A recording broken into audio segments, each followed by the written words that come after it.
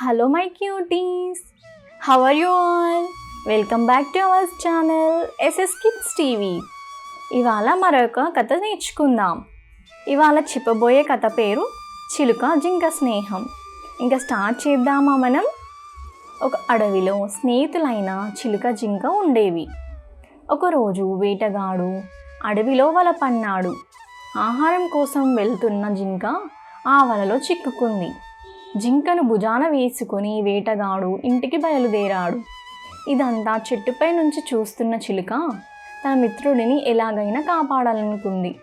వేటగాడు వెళ్తున్న దారిలో దెబ్బ తగిలి ఎగరలేకపోతున్న దానిలా నటించింది. చిలుకను చూసిన వేటగాడు భుజాన ఉన్న జింకను పక్కన పెట్టి చిలుక వద్దకు వెళ్ళాడు. అప్పటికే తప్పించుకోవడానికి ప్రయత్నిస్తున్న జింక ఒక్క ఉదుటిన పారిపోయింది. వేటగాడు పట్టుకునేలోపు చిలుక రివ్వున ఎగిరిపోయింది. ఈ కథ నీతి ఏంటో తెలుసా పిల్లలు?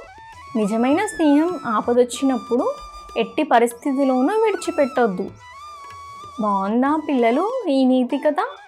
బాగుంటే ఒక లైక్ చేయండి. See you on next video. Bye bye.